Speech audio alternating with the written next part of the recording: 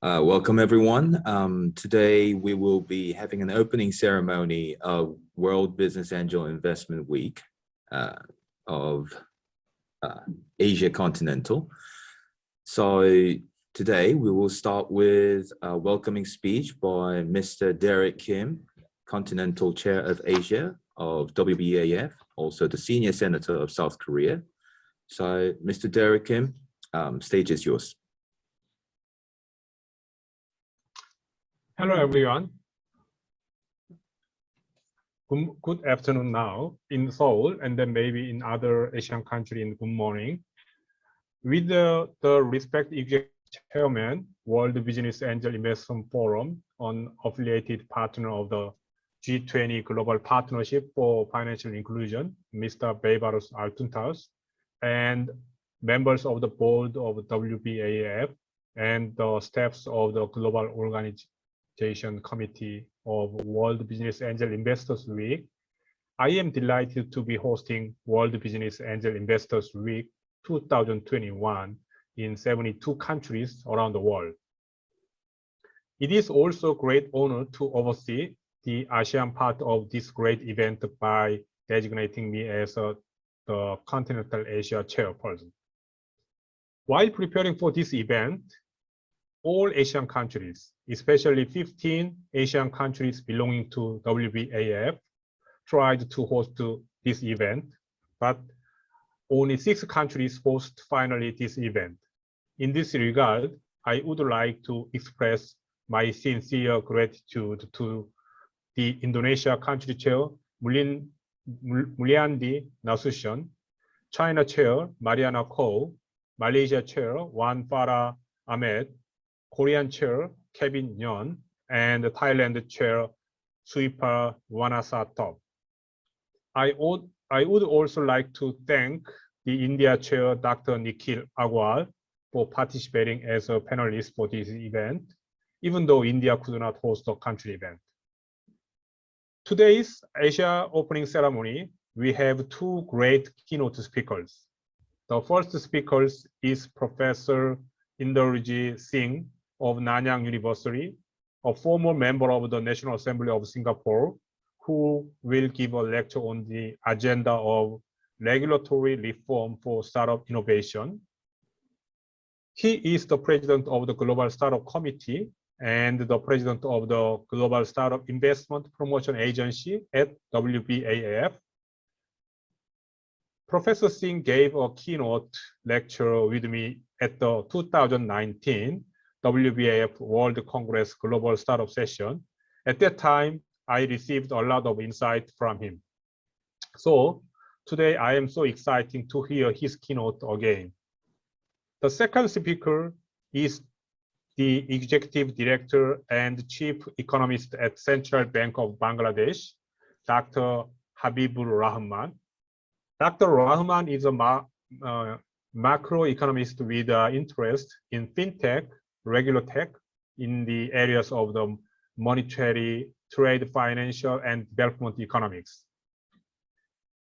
He will give you a great lesson on how to respond in today's gig economy. In addition, in the first country chairs roundtable with 4 country chairs and Ted Koo, Managing Director at the D-Party Dangdang, partner attorney of the Lin PC, who are Korea's top experts in the field of regulatory innovation in the startup ecosystem, were invited as a special panel.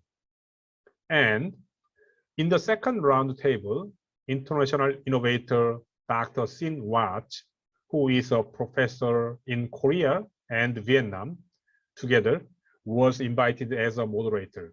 With Dr. Watts moderating, Rama Ilayar, head innovation of GMR Group, who is the main body of aviation innovation in India, Clinton E. Day of Entrepreneurship Resource Institute LLC, on American Gig Economy and Entrepreneurship Research Institute, and Small Ticket Company Limited, a fintech startup in Korea, Julie Jung-Kim, founder and CEO, were hosted as the panelists. So I look forward to a lively discussion about the future of the Asian startup ecosystem. After the opening ceremony, the Bangladesh, China, Malaysia country sessions will start at 8 a.m. GMT, and Indonesia already ongoing, and followed by the Korea and the Thailand country session at 10 a.m. GMT. Therefore, please stay tuned at each country session at the www.angelweeks.org. Finally, I would like to express my deepest gratitude to Kevin Yeon, Hyung-Seop Kim, senators, and all of international partners, WBAF Korea, and especially Junbe Lee, Chairman, and Sung-Hyun Kong, Secretary General of the Korea Accelerator Association, for their behind-the-scene support for this event. Also, I would like to thank Lee So-an, CEO of Terminal, who was willing to take charge of this event, Master of Ceremony. And I would like to thank all the audience today who participated, and I will now hand over the microphone to Lee So-an. Thank you. Thank you. Thank you, Mr. Kim. Thank you for kickstarting our event. Now, and also thank you to all the distinguished guests and speakers for taking part on today's event. So on extend to our welcoming speech, Mr. Baybars Altuntas, Executive Chairman of World Business Angel Forum and an affiliated partner of G20 Global Partnership for Financial Inclusion, shall give us a video message for today's event.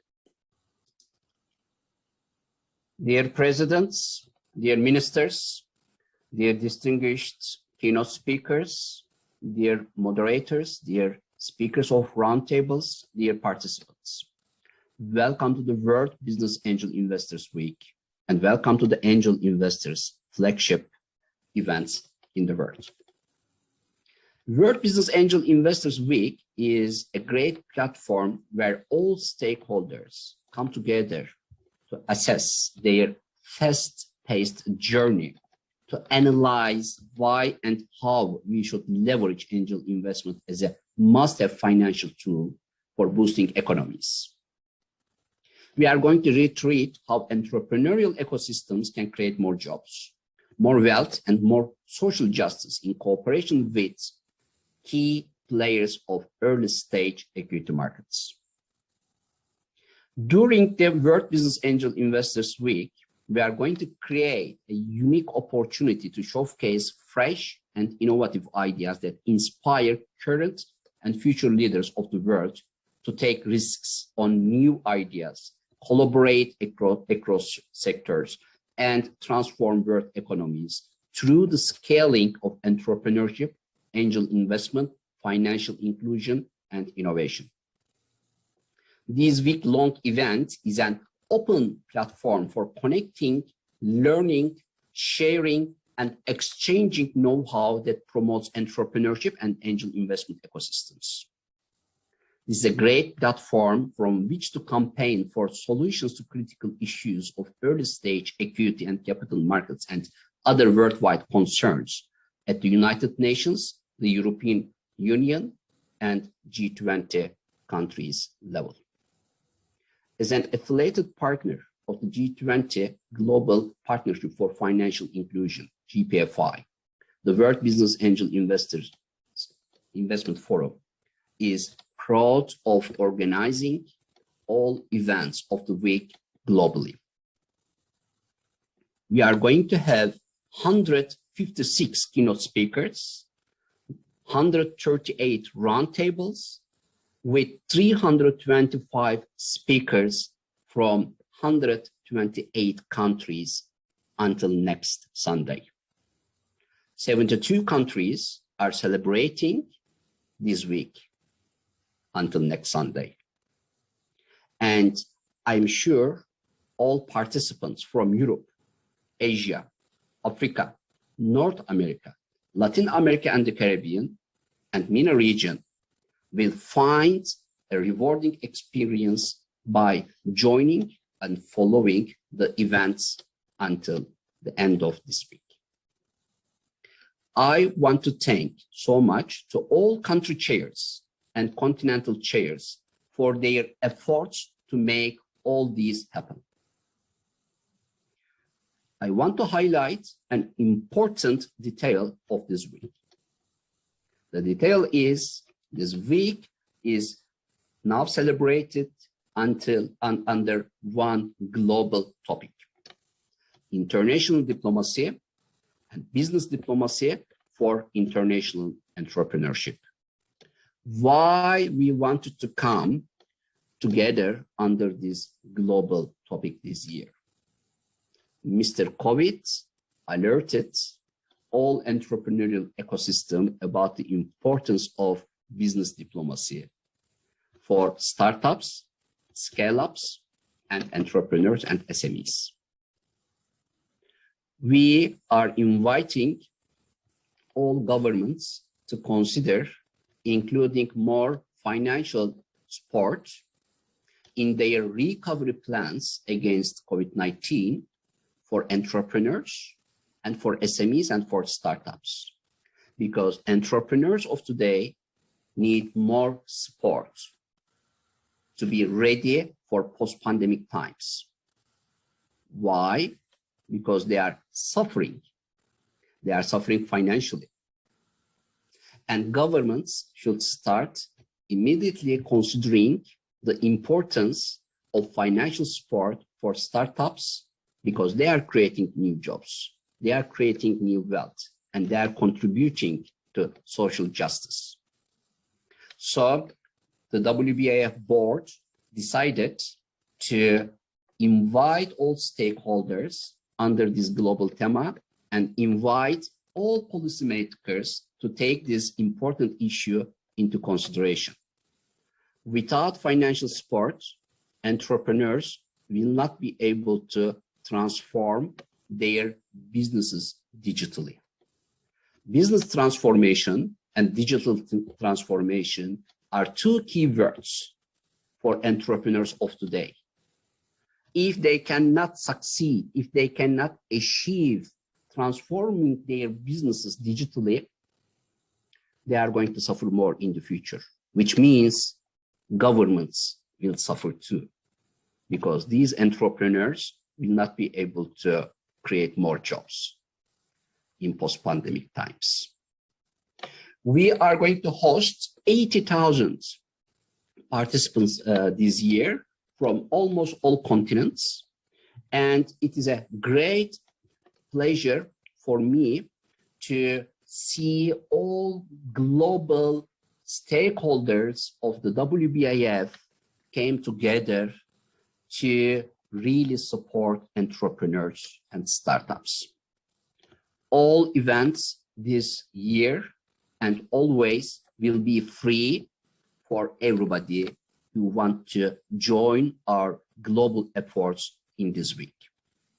I am sure you are going to find a rewarding experience by joining this week's events. And special thanks are going to all country chairs and continental chairs who made all these things happen.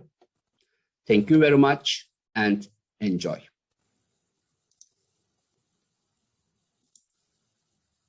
Thank you, Mr. Baybars Altuntas, for addressing the importance of diplomacy for entrepreneurship in this era. And thank you for gathering such global efforts to do so.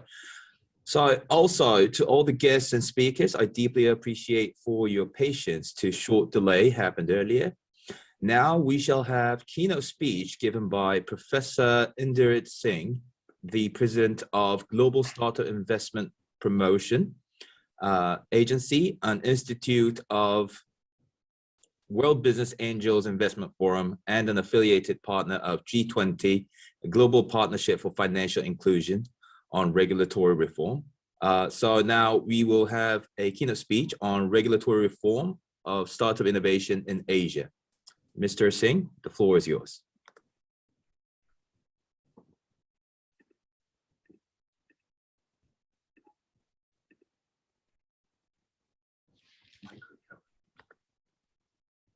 Mr. Singh, you're on a mute at this moment.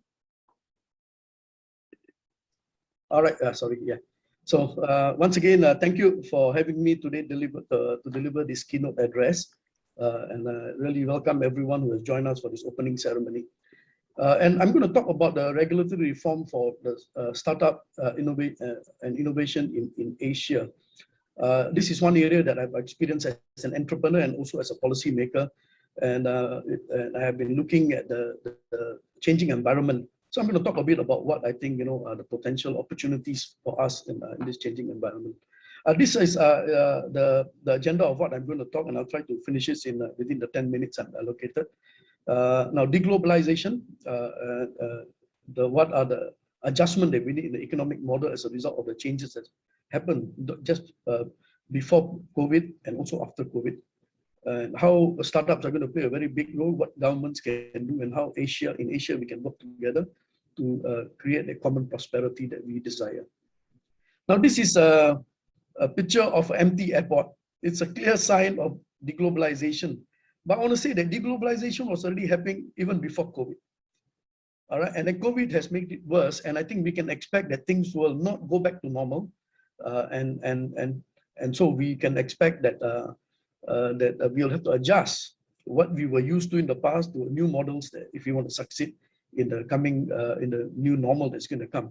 This is same for governments, for the economy, also same for companies. If you want to create success for yourself. Now, what are the effects of deglobalization? Of course, for COVID in the near term, the different rates of vaccination is going to be a big problem. While we all desire to continue cross-border engagement, it's not going to happen in the next few years. It's not a few months, but in the next few years, you'll take some time before all of this settles down. And so I think that's one. The other one is reversal in migration patterns, mitigates brain drain and population shrinkage that was faced by less developed countries, the countries that were losing their talent to bigger countries. Because of deglobalization and because of this doors closing up, the talent will remain in the individual country. And imagine what you can do if governments can reform their systems, make the systems vibrant enough so that this talent can contribute to the economy.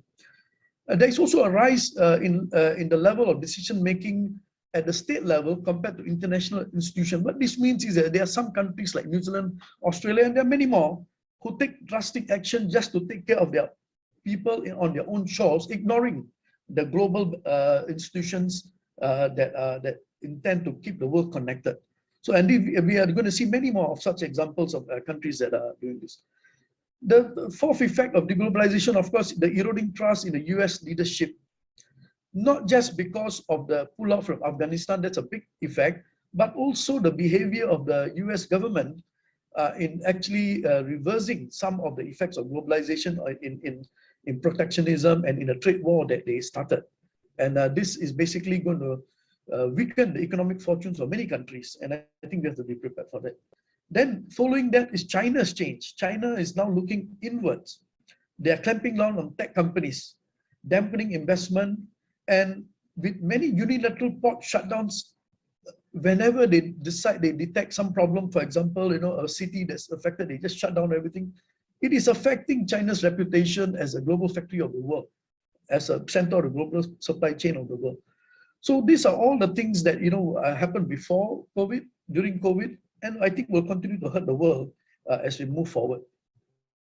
Now, of course, when COVID hit, we know that not every sector, not every industry was hit badly.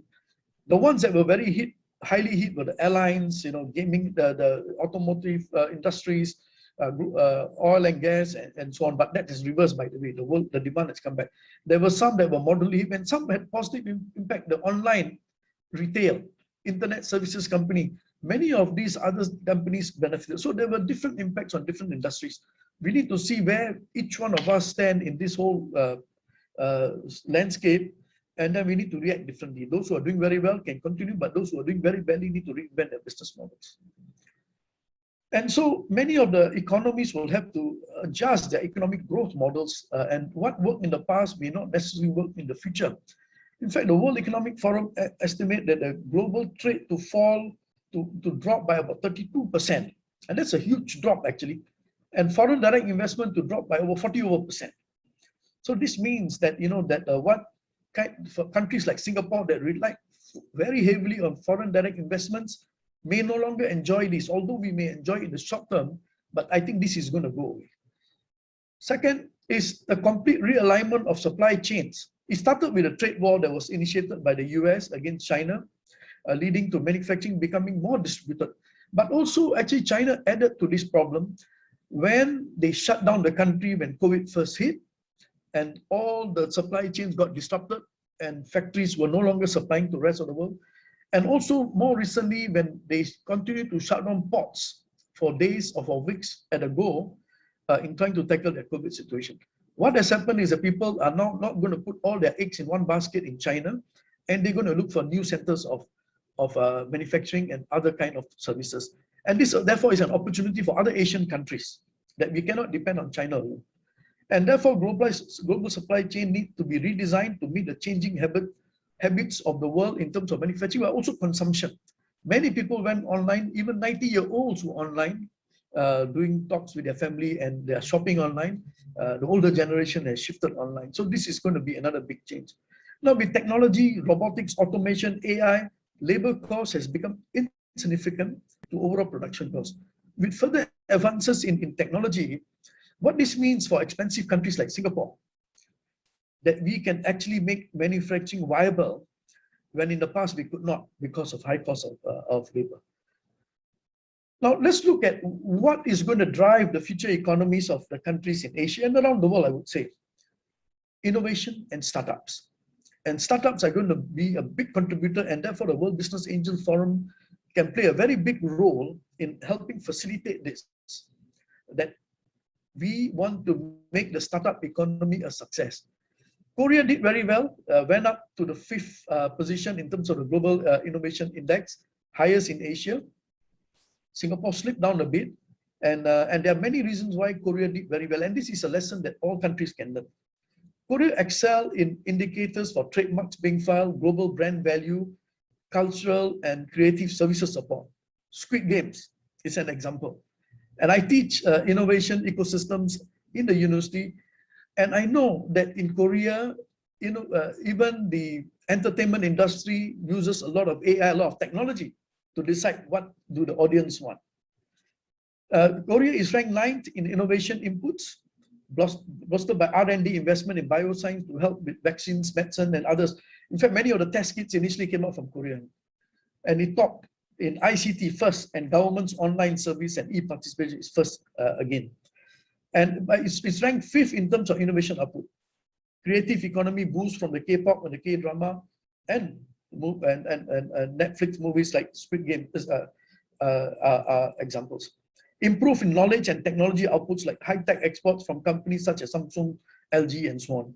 So this Korea actually becomes a great example for many countries to emulate. And I think we can see that the startup economy is going to play a major role in Korea and in many parts of Asia. Now in Southeast Asia, I got it since April 2021. The number of unicorns that are emerging in Southeast Asia are growing quite rapidly, and you can see these are all the unicorns as of April 2021, and many of them are in Singapore. But I want to say that the ones in Singapore are also regional startups that decided to base in Singapore.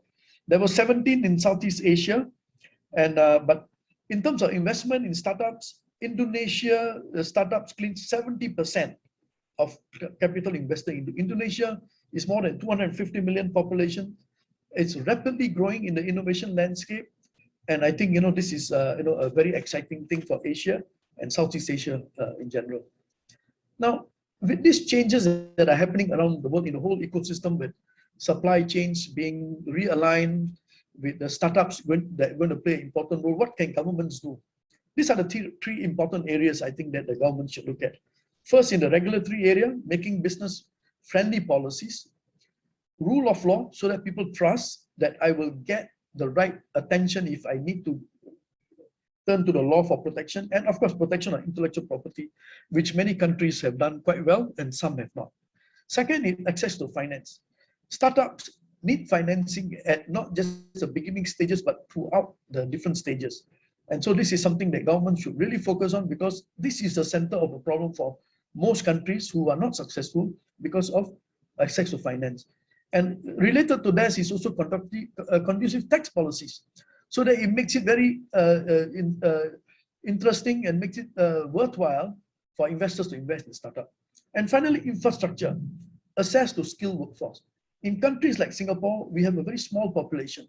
If we shut our doors to talent from other parts of Asia or other parts of the world, we will not be able to provide the kind of workforce that's needed for the creative industry and for every industry. And so we have to make it easily accessible if you have local talent, but also allow foreign talent to come in. Ease of global expansion, which means connectivity. In a small market like Singapore needs to be connected with many more markets. And of course, quality of life. If you want to attract your talent to stay in your country, quality of life must be good. If you want to attract new talent to come in, your quality of life must be able to attract them. So I see these are what are the things that governments have to do. And very quickly, I just share some examples in Singapore. We have a very vibrant environment with government getting involved in funding and assisting startups. Government provides funds, fund of funds, to help funds invest in startups. Talent, I mentioned earlier, we have opened our doors. We bring in many talent because we don't have enough. If we want to grow our economy, we should be open. And we spend a lot of money and a lot of time in nurturing and harness specialization and innovation and research. In the last 30 years, Singapore has spent about $60 billion in the area of research and innovation. And we continue to do that. And we also put in a lot of incentive to spur demand and to bring in talent to focus on the innovation landscape. And of course, infrastructure in Singapore in many areas, including finance and everything else, education is excellent. So these are some examples. Hopefully some countries can also follow. Now I see a big potential in Asia for services to be the regional trade driver for Asia. And this is one area that Asia is relatively less developed. If you compare to the average of the world, the global figure for services as a contributor to the economy is 25%. Whereas when we look at Asian countries, in Japan, Hong Kong, Australia, China, Malaysia, South Korea, and Thailand, our services contributes only about 18%. So there is a huge space to go. Now, why is it now possible? Because technology has allowed us to make this happen with digitization, and allows many of the services that we thought were not tradable across borders are now going to be tradable. And so I think there's an opportunity for all of us in Asia to see how we can focus in this particular area. And my final slide, how can Asia prosper together? It is not a zero-sum game. All of us can prosper if all of us work together. And I mentioned just now, digitalization is one way. Production and supply chains can be redistributed. I think there is opportunity for all countries. Some of us take part of certain part of the supply chain and some of us another part of the supply chain. Cross-border financing and partnership. Some countries have very vibrant financing environment. Singapore, Korea probably are quite good, but some countries don't. But that does not mean that you cannot access foreign capital. So I think if, let's say, we can open up our doors and have a lot of this cross-border financing, then I think we can rebalance the whole of Asia and create many more great companies. Big companies can also look at acquiring, partnering some of the startups through M&A. And I think this is one way. And there are many big companies, Alibaba, Tencent, are already doing that in this part of Southeast Asia. And there is also an opportunity to access global finance, listing your companies in Hong Kong, in China, in Singapore, and some of the exciting places in Asia. I think that's another thing. Now, the other big area that has changed, which COVID forced us to change, was remote working, remote learning, remote working. Work culture, therefore, need to be flexible to adjust to local markets. And I call this work from home culture that's going to come. Work from your village. If I want to hire a talent, I no longer, if I'm in New York, I'm a bank, I want to hire a talent from India, I no longer need that talent to fly all the way and base himself in New York. That talent can remain in the village in India with connectivity, with technology, work can continue. And of course, to do all of this, government support is crucial to boost regional services trade, reducing costs, strengthening regulatory cooperation, and sharing technical policy assistance. So this brings me to the end of what I wanted to say. I hope that it's given a picture of what the world was changing pre-COVID, how the world has changed during COVID, and what we can do once COVID thing has been settled. I hope this has been useful, and I wish everyone a successful conference seminar ahead. Thank you. Thank you, Mr. Singh. I could feel the essence of your experience and insights. We shall now hear from Dr. Habibur Rahman, Executive Director and Chief Economist at Central Bank of Bangladesh, keynote speech on reopening and rebuilding gig economy post-COVID-19 in Asia. Thank you. Yeah. Okay. Let me thank you all for, I'm sorry for being a little bit late for arranging these technical things. Now we are okay. This is the thing I'm going to talk about: reopening and rebuilding gig economy post-COVID-19 in Asia. Okay, so yes, so let me put one thing ahead of this. My presentation is like where we are standing right now as a economy in the Asian region. So you can see three boxes here. One is the factor-driven phase, the efficiency-driven phase, and then innovation-driven phase. Definitely, we are not in the area of factor-driven phase anymore. Some of us may be trying to get our efficiency right, and then we are struggling, or we are trying to move towards innovation-driven phase. In the innovation-driven phase, actually, all the technicalities, including the gig works, getting the upper hand, and the way the faster we move towards this economic phase, development phase, we'll be seeing more gig works, more gig activities in the economy. Okay. During the pandemic, we know how devastated experience we are having, and it's look like this pandemic is going to run a few more days because of this uneven distribution of at the same time availability of the main medicine, which is called vaccine. Every country or every body in a country is not getting as the distribution is pretty much uneven. We have seen millions of death, job losses, and distortions, urban to rural migration, and a lot of income loss and livelihood disturbances. So as a result, there are some opportunities also comes. We know that when there is a chaos, something got devastated and something get new opportunity. So we can see the new opportunity in the area of particularly e-commerce, or robotics engineering, online based job training, education, and medicine, particularly biotechnology, is getting a lot of activities increased. All these are opening actually the golden gate of gig economy, because we will see why gig economy is getting the golden gate to enter the new world. And some of the sources of innovation, as we know, that unexpected occurrences like the shock of COVID-19, and some also come from some incongruities. That is, when there is a problem, there is a solution. The gig economy, I know everybody knows about it, but to some maybe it's a new concept. So it's a activities or engagement that are time bound and part-time or temporary in nature, thought to be the part of a gig economy. Traditionally, the term comes from musician, photographer, or artist kind of things who are referred as a gig workers. So gig economy is temporary in nature, also is time bound, and they're flexible, and those jobs are commonplace. Then companies tend to hire independent contractors or freelancers instead of full-time workers or full-time employees. Why they are preferring it? Definitely there are some cost effectiveness, there are some efficiency, effectiveness in there. So examples are like freelancer, part-time workers, app-based service workers, delivery workers, etc.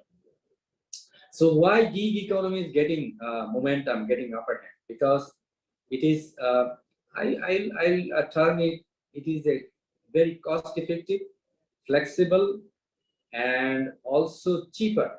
And also you can get the service with less hassles, less time to spend there. You know, although it undermines the traditional full-time jobs, which is preferable to a lot of young job seekers. But if you are good producers or good worker, you can make more money even though that you are not full-time workers. And this is efficient, as I told, it is also cheaper. And as I mentioned in the first slide, that the economy with the most highly advanced in technology, advanced in other economic foundings, they tend to be more fields or more works for the gig workers there. Okay, so particularly it is like gadget based. It could be a computer. It could be because smartphone could be one of the very instrumental element to making the bridge between the work seeker or service providers, service seekers and service providers. Okay, and both the COVID and gig economy, and as I told earlier, that some of the sectors get devastated, while some of them get a new opportunity. As a result, you can see the because of the containment measures in terms of lockdowns, in terms of movement restrictions, the services like ride sharing or demand-based house renting get severely affected. On the other hand, online-based, on-demand based online marketplace has get increased manifold. Regular jobs also shifted towards gig works. And as a result, both the numbers and types of the workers employed in the gig economy has been increased manifold due to COVID pandemic. Oh, what happened? And it has some challenges because the gig work or gig economy has some limitations in terms of the comfort and stability. As for example, the salary may not be fixed because it is only based on your work's delivery, and you need to work without much of support and without it's actually not providing any social or other support in most of the cases. That means you have to be on your own to earn your money from the gig work. And also it is kind of uncertain in a way that it is temporary in nature. So without a more predictable career cannot be said that gig work is so stable and predictable. And coping with the you have to have, so it is temporary, it is in a way it is also volatile because it depends on the demand for work as well. So there are some emotional turbulence issue to be there. How COVID changed the gig work for good? So is it new normal, or we are going to go back the earlier setup? No, it is going to be new normal, and it has changed forever for good. And because more companies are using gig workers.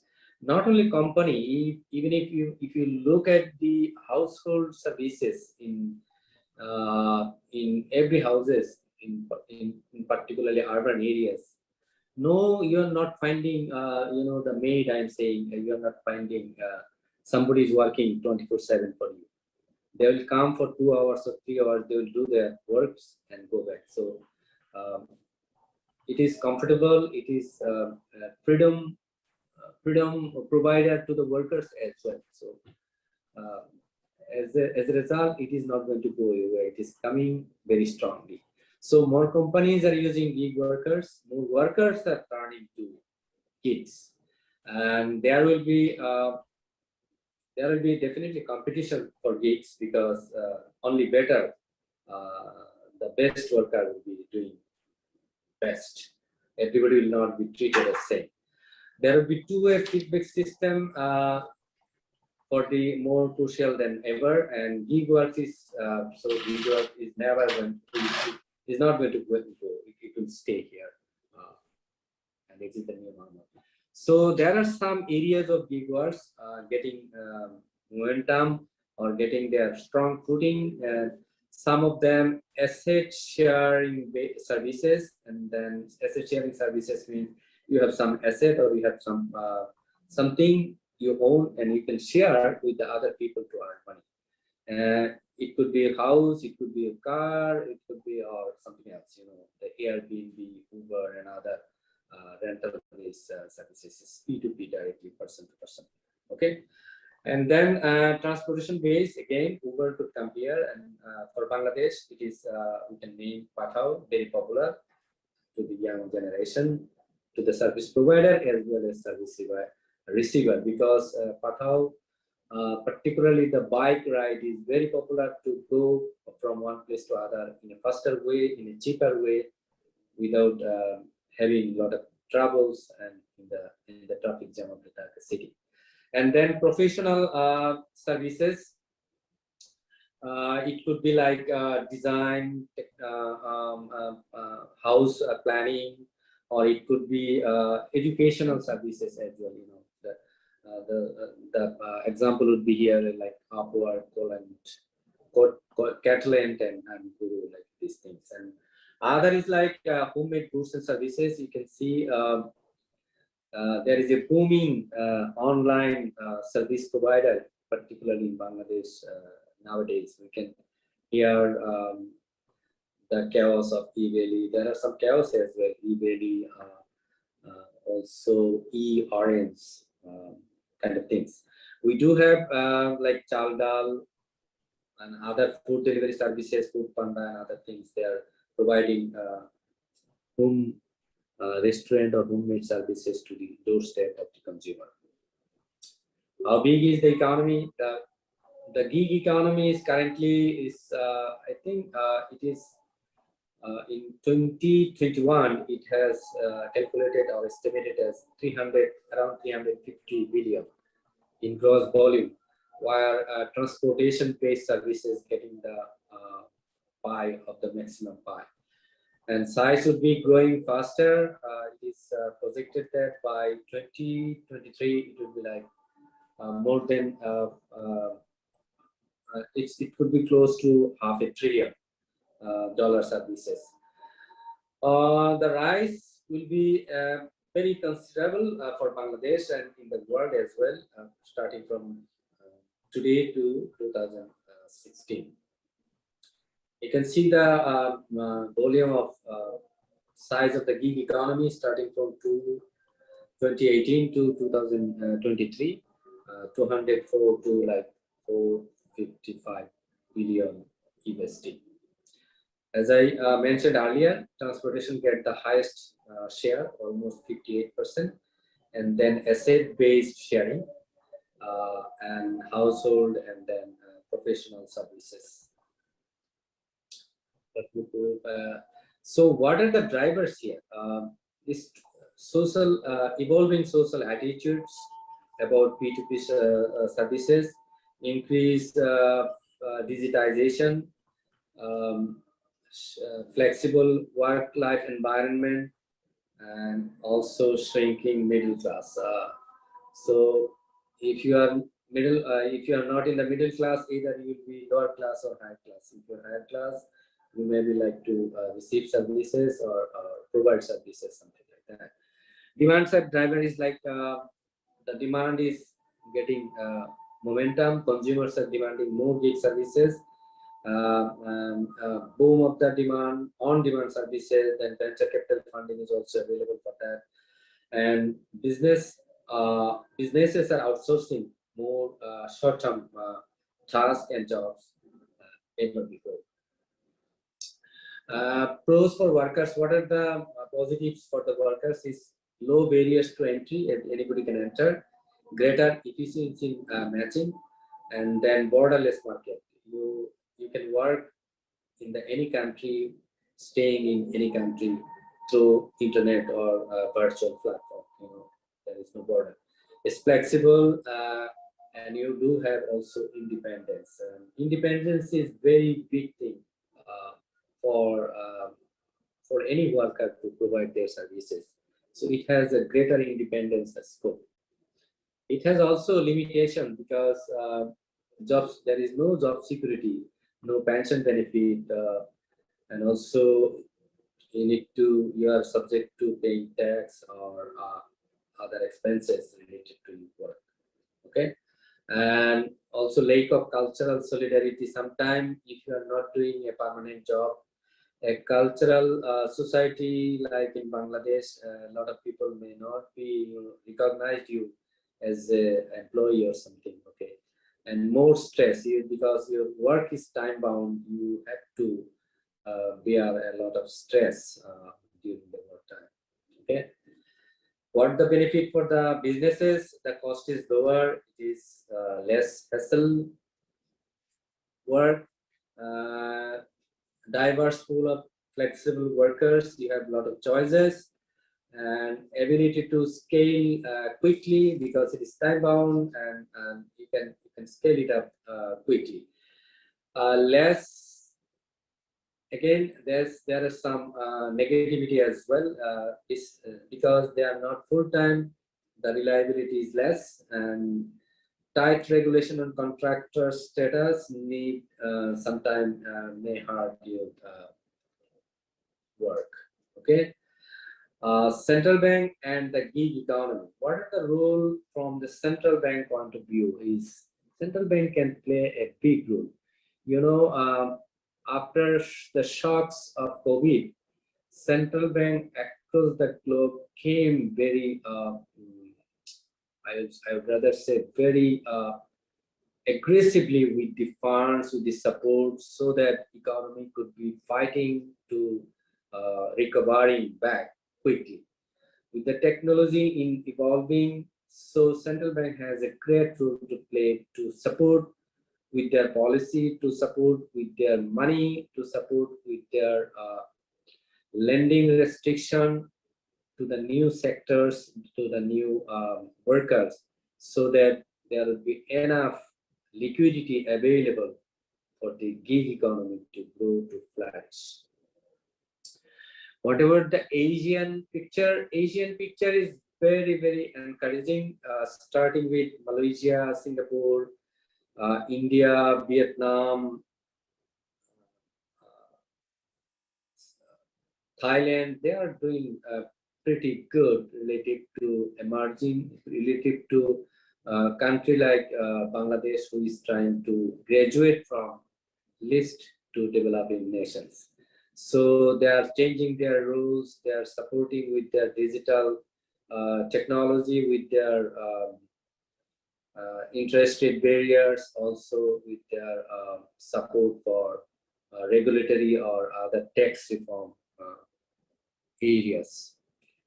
Where Bangladesh stands, Bangladesh is also a leading country in the gig market.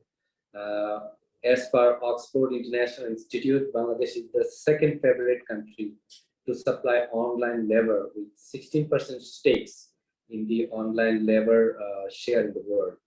In 2021, Bangladesh had a growth of 27% in gig workplace, and being an economy with top 24 largest in the world, Bangladesh has very good prospect and potential for gig economy to take place or to flourish here.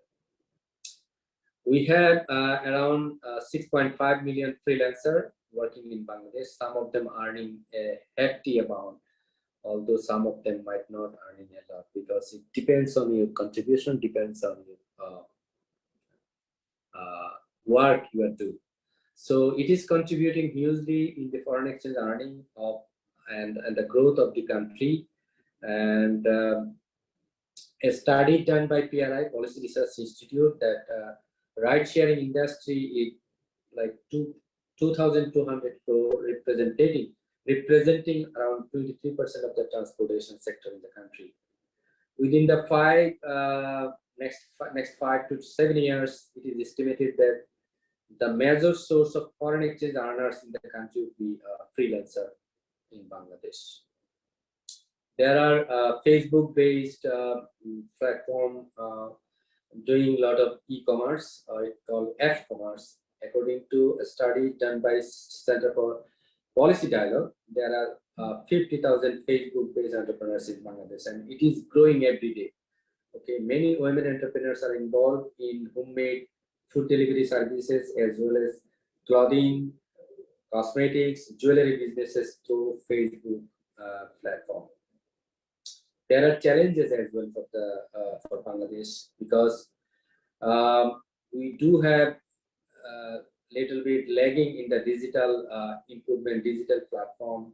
Also, there are some problems with the regulations and guidelines of the e-commerce or F-commerce platform. It is governments are trying to update it, trying to make it so that the interest of the consumer, interest of the e-commerce service providers also be protected.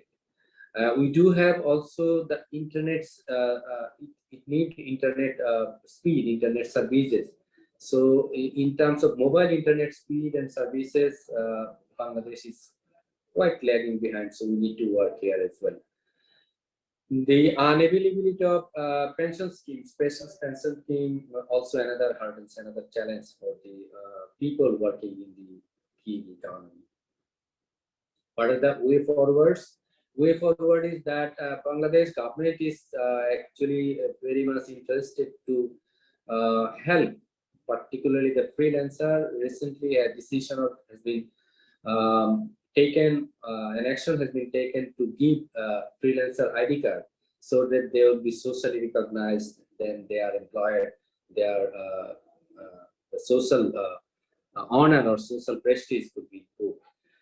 Bangladesh will also take some initiatives to provide low-cost fund, low-cost loans to the freelancer and other gig or e-commerce based service providers, particularly small and SME sectors related to e-commerce and F-commerce business at low-cost interest rate. Also, government is having some tax exemption of tax relief for IT-based freelancer until sometime in 2024. Thank you. This is from my side about the gig economy, pictures globally and also in the country of Bangladesh. Thank you all for patient hearing. Should I stop sharing? Yep. Thank you, Dr. Rahman, for stating the direction of post-COVID gig economy.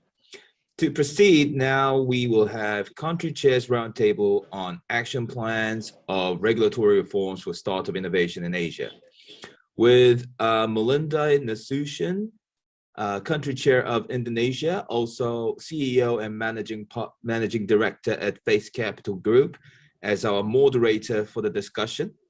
Mr. Ted Koo, special managing director at the Party Dang Dang and the partner attorney in the Lin PC. Mariana Ko, country chair of China and chairperson and CEO at CTEH. Mohammed Nuruzzaman, country chair of Bangladesh and group CEO of the Fodil family. And Wana Farayu Ahmad, country chair of Malaysia, also CIO and co-founder of Consent Ventures, shall take part as speaker to our next session.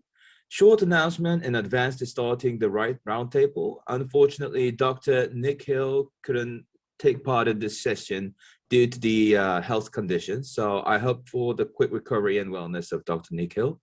So the floor is yours. Now we can start the roundtable. Now we're at this moment, we're Hello. inviting. Hello. Good day. Hello, Muliandy. Good morning. Good afternoon. Good evening. Okay, no one in the evening time zone. I think Korea is the longest, the most forward among all of us. So hi, hello everyone. I'm Muliandy. I'm the country chair for Indonesia. It's been an honor to be our moderator today.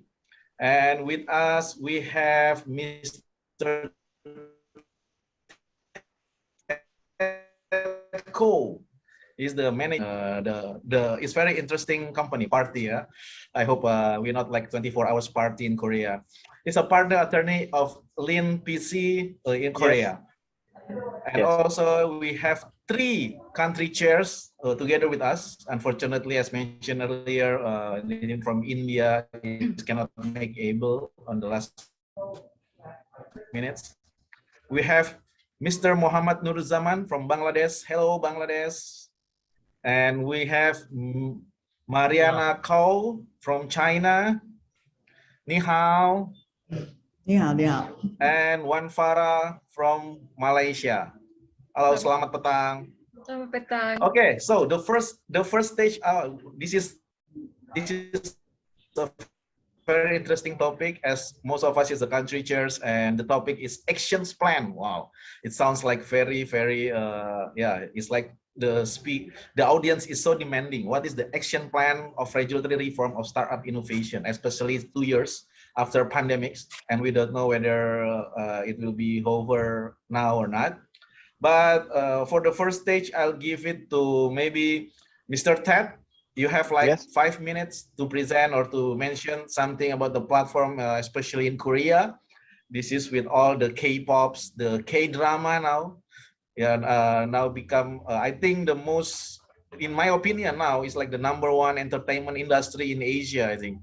Yeah, so yeah, maybe you can share with us how it will be, especially after the pandemics, with all the Netflix fee and all the stuff. Come on, Ted, I give you 5 minutes. The floor is yours. Thank you, moderator. Hello, everyone. Nice to meet you. Yes, as a moderator, Mr. Nasution mentioned that Korea has the very famous K-pop and K-culture industry. Recently, as you may know, the Squid Game is very famous for its popularity in Netflix.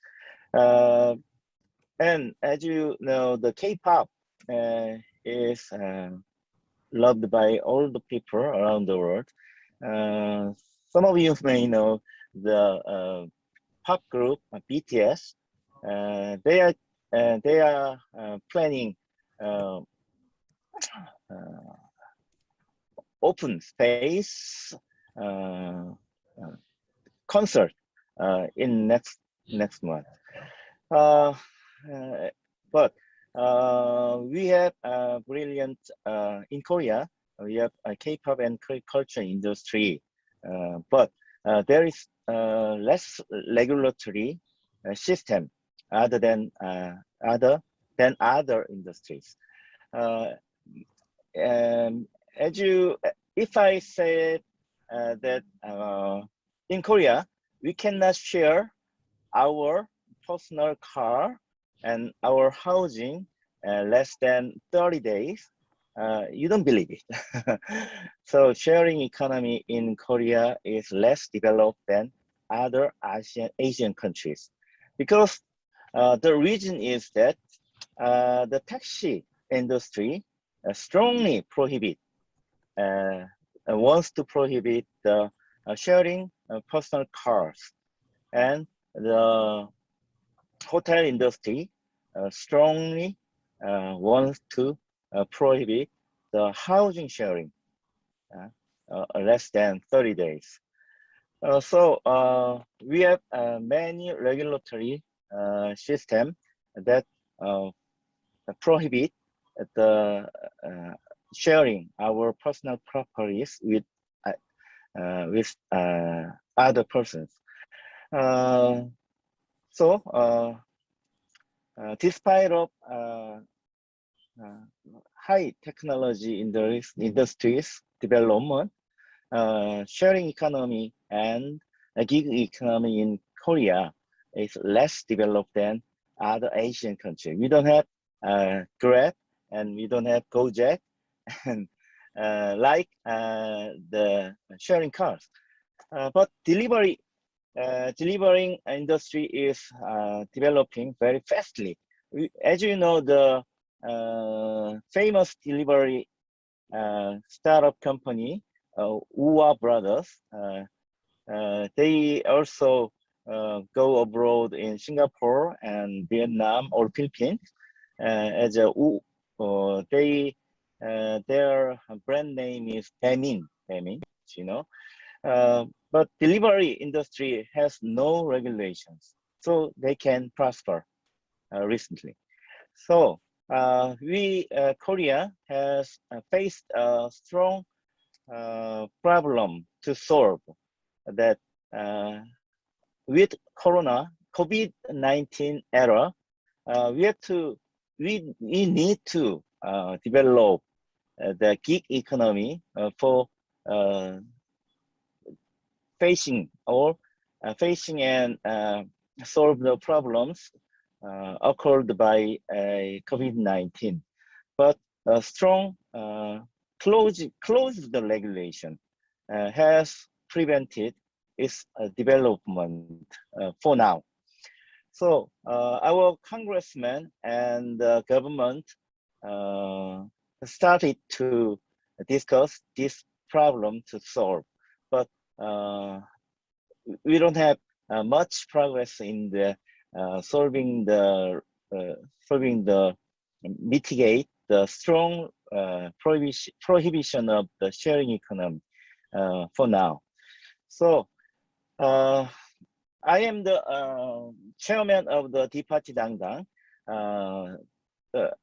Party Dangdang is the NGO for the regulatory innovation.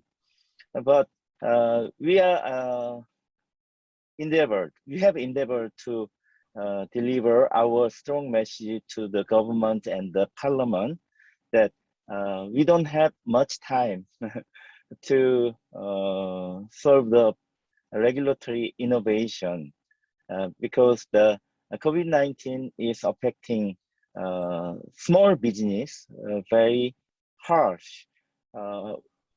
In Korea, the streets, if you go to the Korean streets, there are empty stores. You can see the empty stores easily around the street. So it's the very urgent requirement for Korean people to solve the very strong regulation system to prepare the gig economy for the coming years.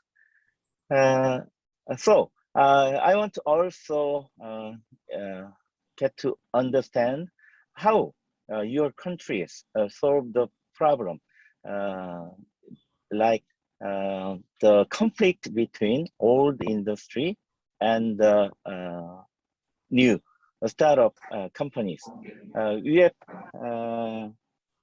a lot of conflicts around several industries between the old players in old industries and the new startups innovating such old industries to the platform business. So that's the situation of the Korea to deliver. Thank you. Thank you, Tedko. Now let's move to Malaysia, the one Farah. So what do you think? So you mentioned about want to create a Squid Game Malaysian version. Well, okay. that sounds very interesting indeed. So what do you think the driving policy now? I mean, in entrepreneurship in Malaysia, especially like after the pandemic, is there any like new initiative, any incentive for the newcomer, you know? And yes, Maybe you can fill us. Thank you, Muliandy. Hi, everyone. I'm Farah from Malaysia, and I run Kanzun Ventures Management. We are a venture capital management company registered with the Securities Commission of Malaysia.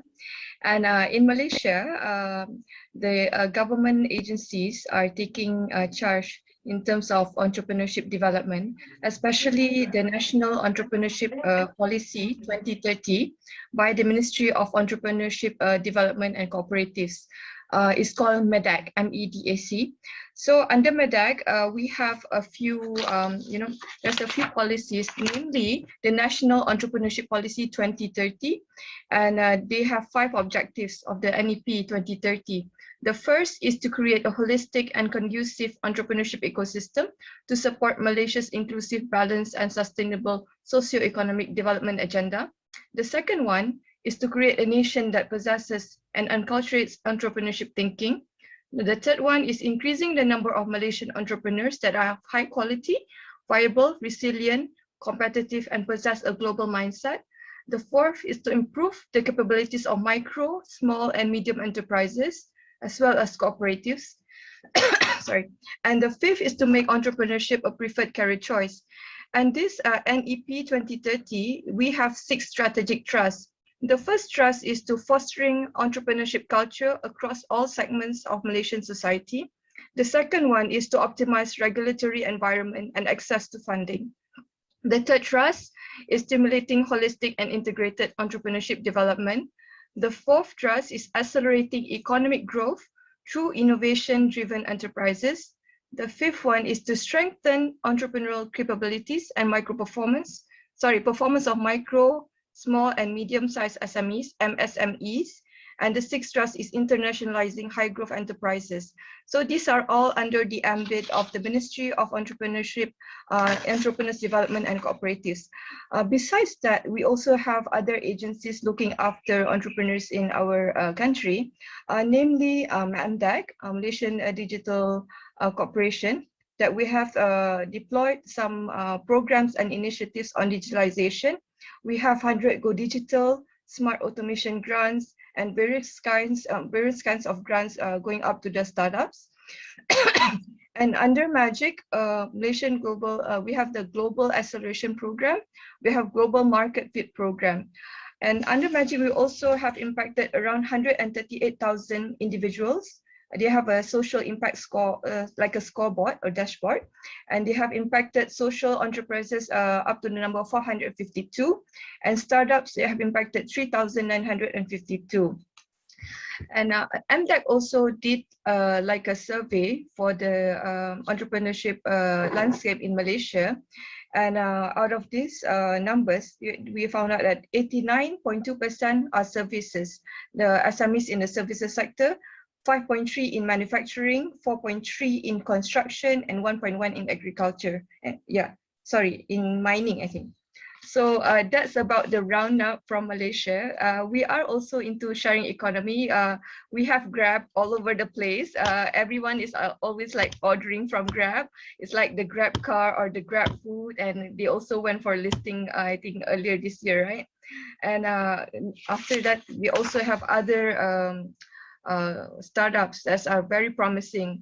Some of them I can name here, like CoinGecko, Carsum, Aerodyne, we're going to feature after this. There's also BigPay and Boost. There's like the e-wallet companies. So those are some of the companies, the startups that are in the Malaysian ambit. Thank you, Muliandy. Wow, it's a very full information. I think audience will like it. Yeah, I mean, a lot of things, new things coming in to Malaysia. And let's go next to China. This is the amazing, even with the pandemic, you still have 2 digits country growth. I think because I may be a lot of entrepreneur there, the government support. Maybe Mariana can share us how the business landscape there, how the situation there, what you do differently among other countries that you think is succeed, and maybe, I don't know, because WBAF, we have access to the government. Maybe we can, do the similar thing like you. Come on. Thank you. Hi everyone. This is Mariana Koo. I'm the chair for China for this year's World Business Angels Investors Week. I think, as mentioned, China continues to deliver pretty good economic growth despite, a tough year. I think what we have been doing quite well is really getting strict measures with controlling the COVID situation. I think whenever there is a small outbreak or there is some imported cases, I think the government is really, or the local governments are pretty on top of the situation for particular areas and just make sure that it could cut out the continued impact. But I think the highlight for the current, situation that we are continue to see in terms of policies, which I think that I feel the keynote speakers briefly mentioned for China earlier, is the changes or the new policies or the directions that we are feeling in the market coming from the Chinese government. I think the key word that we are talking a lot lately is about common prosperity, how we're gonna make sure that everyone would do better together at the same pace, like no one is going to be left behind. I think that's the key theme so far, and that actually could be very interesting for what we're discussing today for entrepreneurs and for investors. I think in the current 5-year plans for the Chinese government is really highlighted that innovation and technology would be key. I think the government specifically is taking the lead to put in a lot of the investments into innovation, and also as some of the speakers mentioned about China has been in the past decades been a huge manufacturing hub for the world. So how is China really going to find a new positioning for this in combination with the new technology? I think those are the two key areas that we are seeing from an investing point of view, but also a lot of entrepreneurial ventures really going into. And I think because it's a huge country with a huge population and a large economy. So I think there's got to be a lot of coordination from the central government's point of view, but also going into the local government. So I think overall we are seeing a big push into building an ecosystem that would support innovation and that would actually paint a pretty kind of rosy picture for the young people, and that's a really healthy, I think, development culture we are seeing.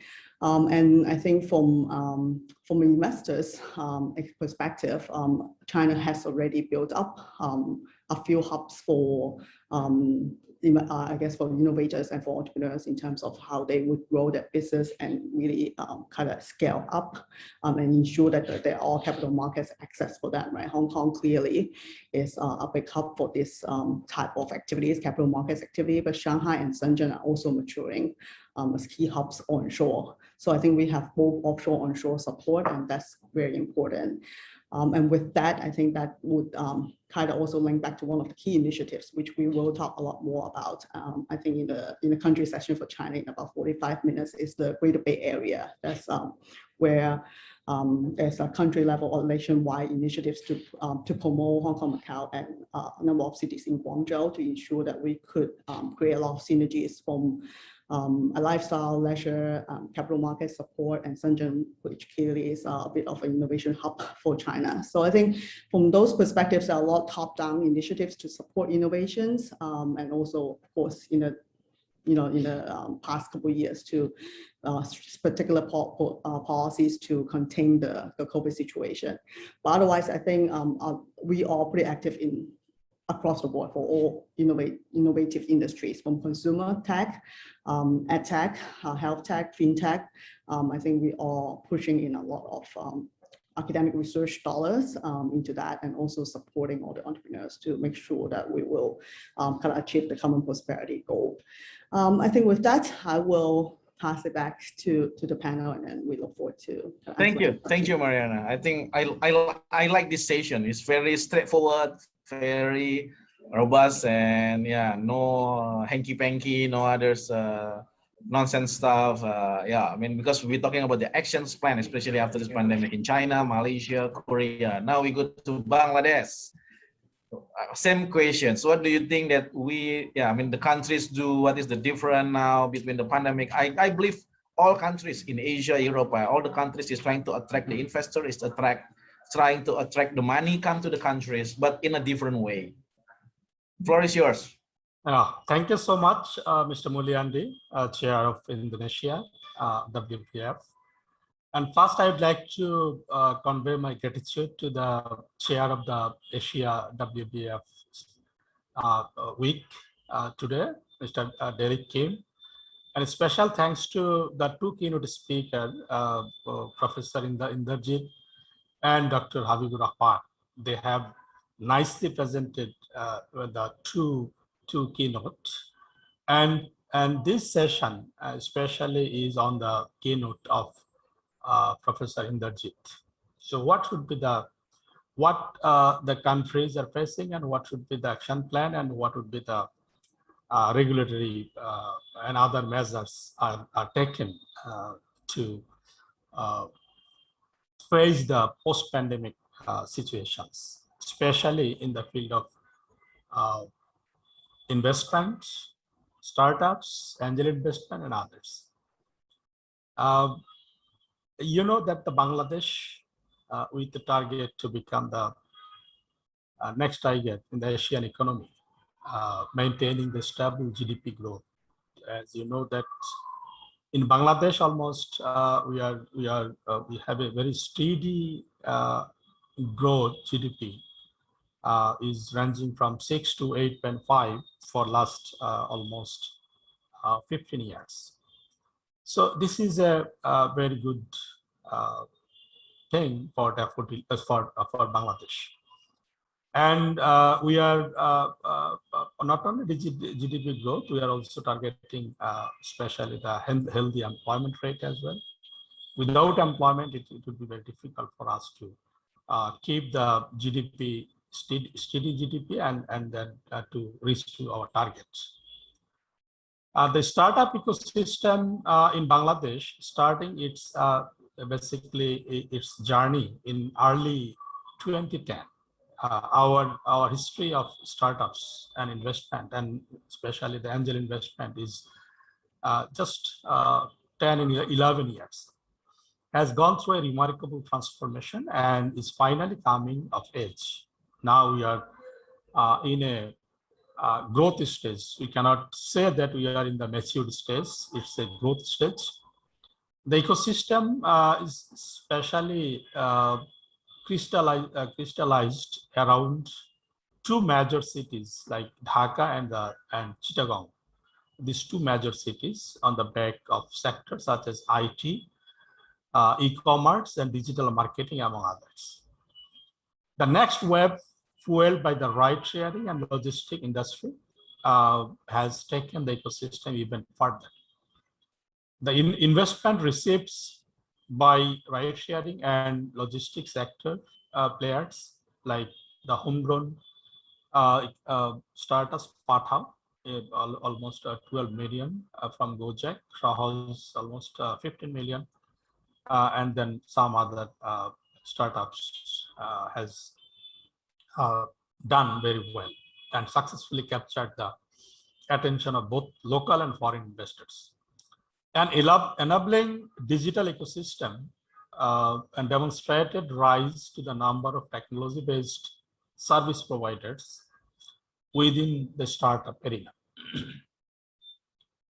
In the coming years, emerging sectors like fintech, agri-tech, especially because you know that Bangladesh is the agri-driven economy, and health tech and edu-tech as well, especially, and analytics will keep spearheading the growth of startups in Bangladesh. Ecosystem builders in Bangladesh, I should say, in Bangladesh, startup ecosystems has had a late start compared to its regional peers, as I mentioned earlier as well. However, the exemplary growth was possible due to the successful implementation of a number of countrywide incubation centers from both public and private. Government has also given a tremendous support to scale up these startups and the private sector, like big corporate houses like Daffodil, Grameenphone, and some other telco are doing incubation and mentoring support to the startups and accelerator support as well. Inspiring, ranging from scaling up their ideas to raising funds and becoming sustainable in the long run. As I mentioned, if I go back to the presentation of Professor Inderjit, he's rightly mentioned that the deglobalization. Previously, we are always thinking of globalization, but this pandemic has shown us the deglobalization thinking, because practically the every economy was divided. No globalization was working, in fact. And considering the facts of pandemic, what should be the post-pandemic ecosystem for any economic or any regional economy? It nicely mentioned that it is three part. One is regulatory part, another is finance, another is infrastructure. He mentioned. In regulatory areas, he mentioned the business-friendly policy, which is 100% is now we are enjoying in daffodil. The policy, regulatory policy in Bangladesh is 100% business-friendly, I should mention. And he also said the rule of law, we are striving, our government is trying, but still it's not up to the mark in consideration of rule of law in Bangladesh. But still we are trying, and it is getting better day by day. And then he said,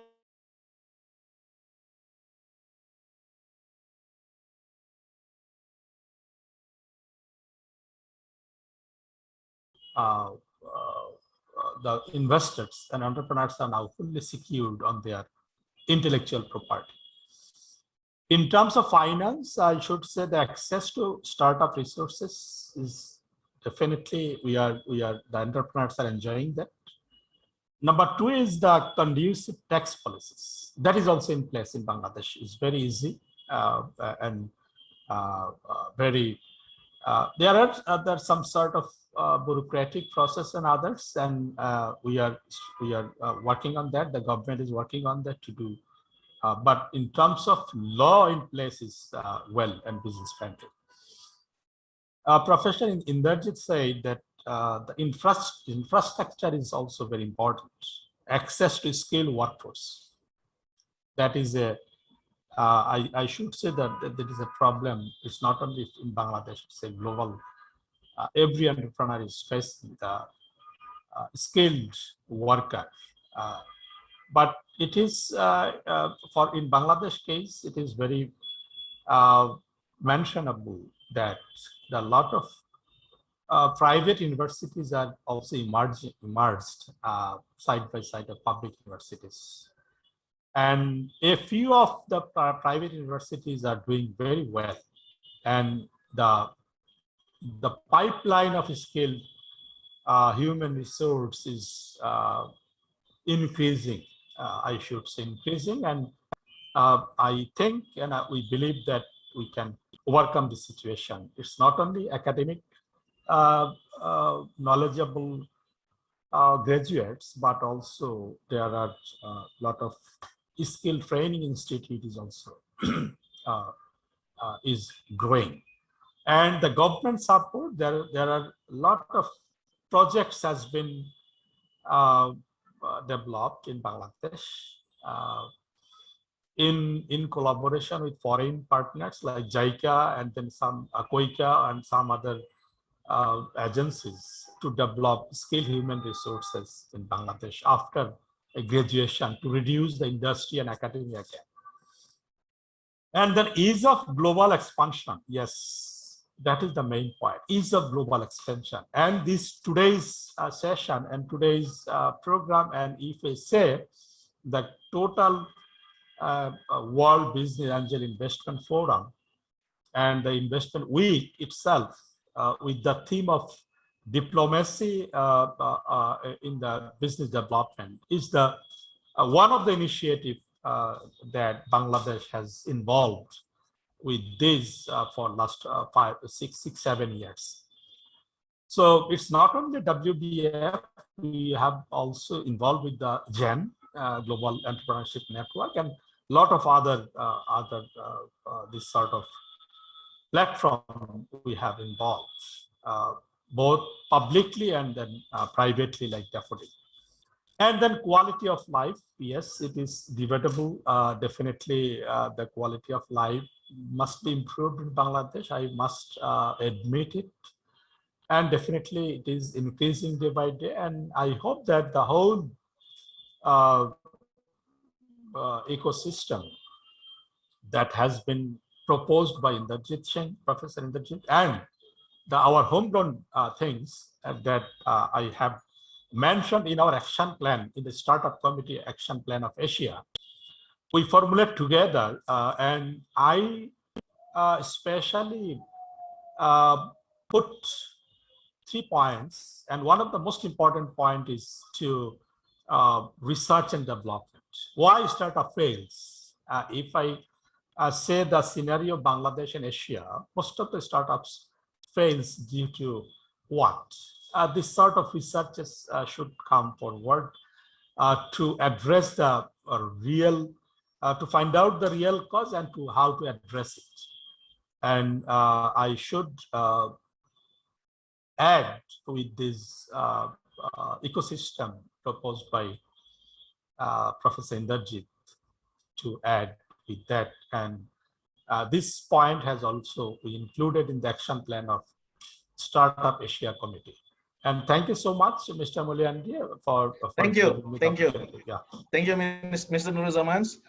Unfortunately, it's 2:30 at Indonesian time, 3:30 Malaysia, 4:30 at Seoul time. So we don't have any space for question and answers. But I think we will handle it separately. For anyone who want to ask, you can go directly to the speakers and so on.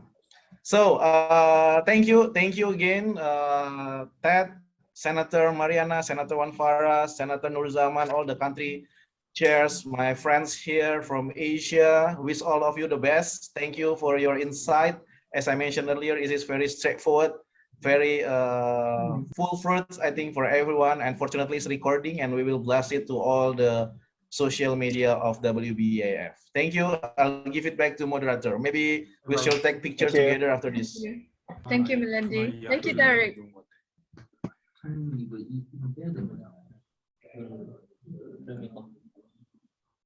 I enjoyed the session truly, and thank you, Chair. Thank you. Thank you all speakers, moderators for swiftly completing the roundtable, also for providing jointly gathered knowledge from diverse venues. As our next session, there will be another roundtable session on reopening and rebuilding gig economy post-COVID-19 in Asia. Dr. Sean Watts, professor at Kim Young and Donga University, will take part as moderator. And Clinton E. Day, CEO of Entrepreneurship Resource Institute in America, and Julie Jong-eun Kim, founder and CEO of Small Ticket in Korea, will join us as speaker for the roundtable. To add a note, unfortunately, Rama Iyer, the head of innovation GMR Group in India, couldn't join us in the roundtable due to his personal reasons. So we shall proceed, but please note that we have to wrap up the roundtable until 5 p.m. in GMT +9, which is 30 minutes, 27 minutes from now, roughly. We're slightly edged from finishing in time, so please keep that in mind, and floor is yours. Thank you very much, everyone, especially Chairman Derik Kim. I am happy to introduce you guys. Can you guys nod if you can hear me, first of all? Everything's okay? Great. So for our roundtable talking about reopening and rebuilding the gig economy, I'm very happy and honored to introduce and moderate discussions with our speakers, Clint E. Day, and he is the CEO of Entrepreneurship Resources Institute, LLC in USA, and Julie Jong-un Kim, the founder and CEO of Small Ticket Korea, and Derik Kim, and several of us here may be able to help talking about the whole idea of the gig economy. As we heard with the opening ceremony, we introduced the gig economy as the whole economy focused on big companies maybe hiring less lifelong staff and hiring more people for small projects, small jobs, or small gigs.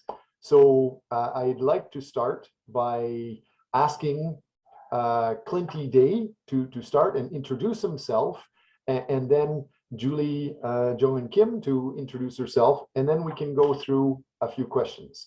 So with that said, Mr. Clinton Day, I understand you are not only the CEO of Entrepreneurship Resources Institute, but you're a adjunct professor of entrepreneurship who serves on the advisory board and teaches member colleges of the National Association for Community Colleges Entrepreneurship, and a serial entrepreneur who founded 3 different insurance entities in Florida and Georgia and began teaching and mentoring after selling your last business.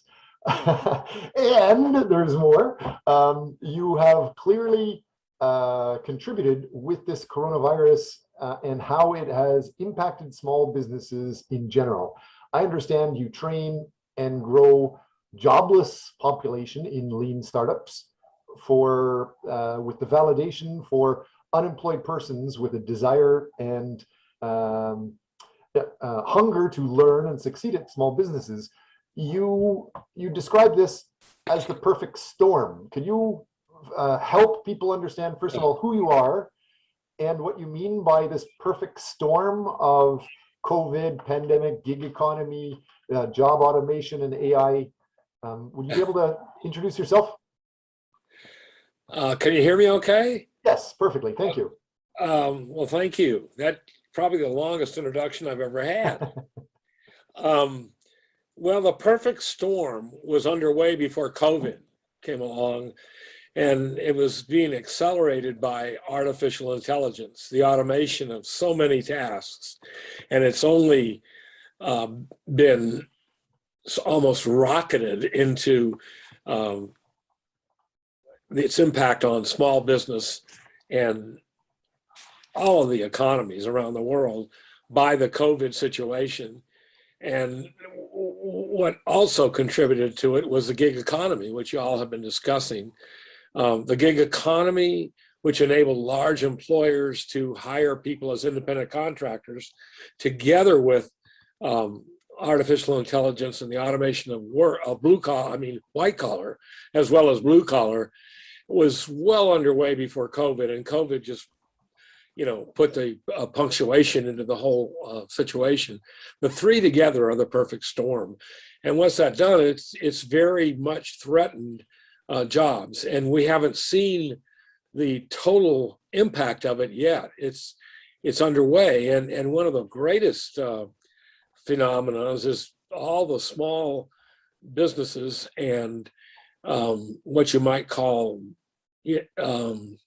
soft workers who have been able to, at least in the US, because of all the government support, give up their jobs. And everywhere you go now, in just about any city in the United States, there are signs up for hire. I mean, they just can't get enough people at the mainly restaurants and facilities such as that. But my background is I was an entrepreneur. I founded insurance agencies in 2 different cities. And then when I sold my last one, I just decided I needed to help others experience the same thing I had. I really believe in entrepreneurship in a way of life because of the empowerment it gives young people and the security it brings to people who succeed at it. And I'm sorry that founder AJ Turan is not here, because I've been reading about his business Off-Bridge and what it did in India, a part of the total digital transformation. But I'll let, I think I'll let Small Ticket say a word or two at this time. Great. So with what we're talking about with Small Ticket, we have Miss Julie Jung Kim. She's the founder and CEO of a company called Small Ticket Company in Korea. And she has the very first InsurTech in South Korea with the goal of reaching new generations of customers through customized and personalized insurance for young people, primarily in the 20s and 30s, often overlooked by the big insurance companies.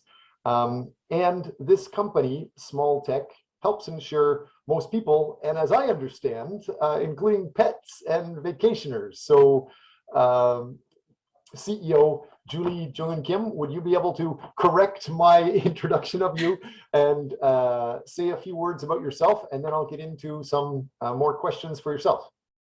Okay, hi, I'm a Small Ticket founder and CEO, Jung Kim. And since founded 2016, we've been carried out businesses vertically in regarding two sectors, pet and mobility. So we started with a pet insurance business, and now we're also getting into mobility insurance sector by tech and data-driven solution-based. So the reason why we are the first, we're saying that we are the first InsurTech is that we are the first one who really targeted the micro-segmented groups. As Professor Shen said, the micro-segmented groups normally has been neglected from the traditional big ticket that we call the big tickets, the big traditional insurance companies. And they always say that they cannot produce some customized policies and services because they don't have enough data about the new segment. So we started this business to solve the insurance distribution channels problem. But now we felt that our business really helps to develop and then robust the sharing economy.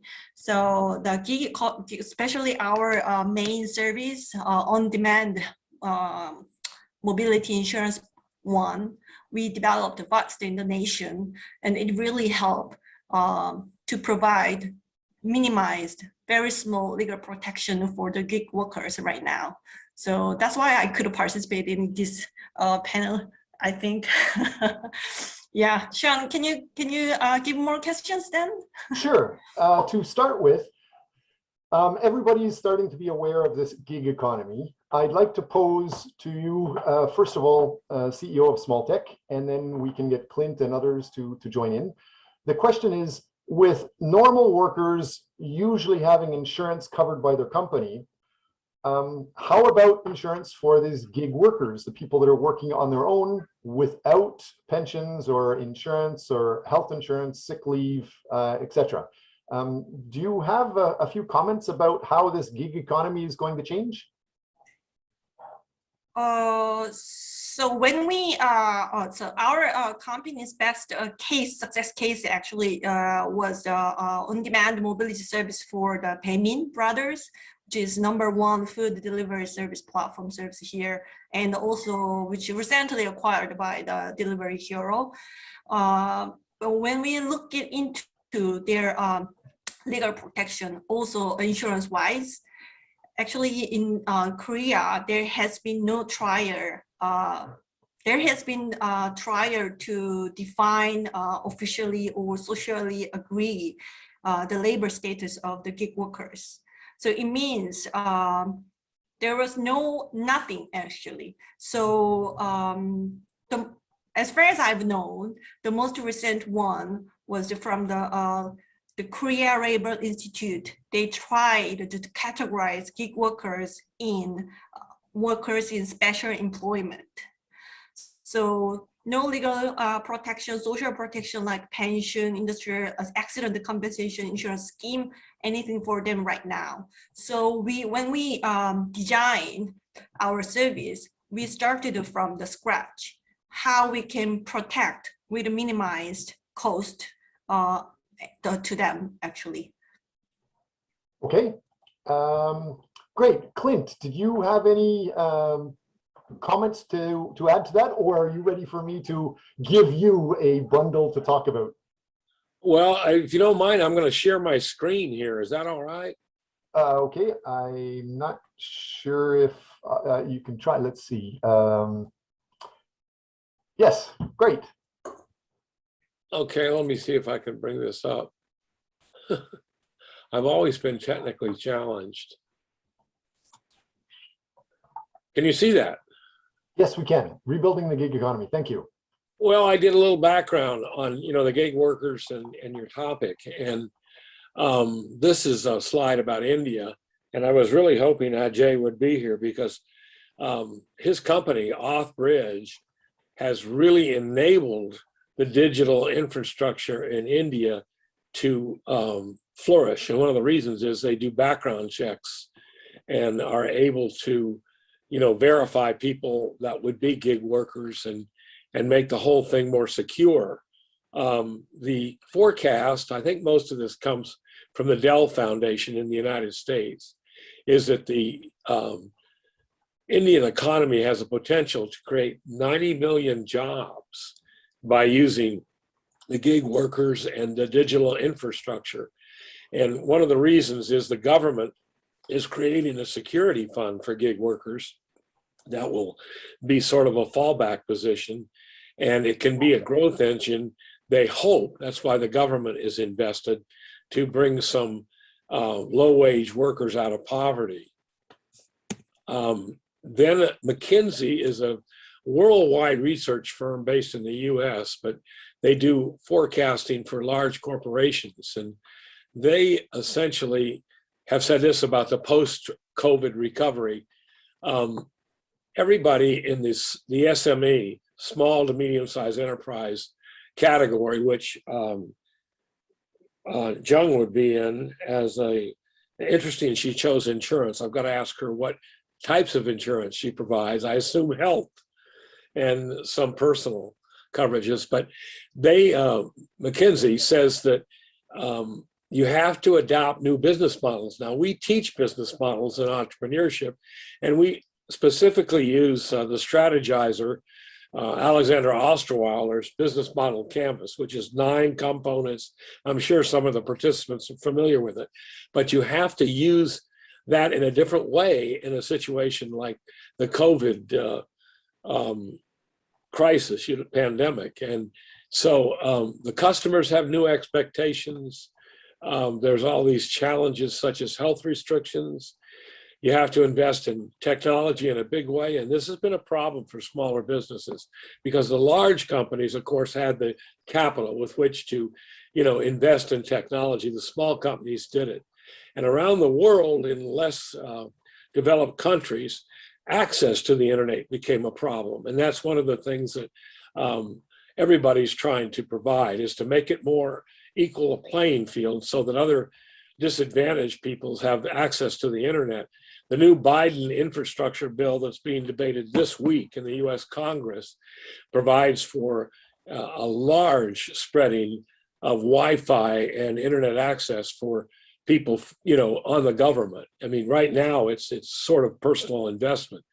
And then, I say at the bottom there, the small to medium enterprises lack the capital for this retooling and upskilling, but they're obviously having to do it and finding their own ways to it. This is something that I prepared based upon I believe it's the worldwide organization. I've got it on the next slide. The Organization for Economic Cooperation and Development,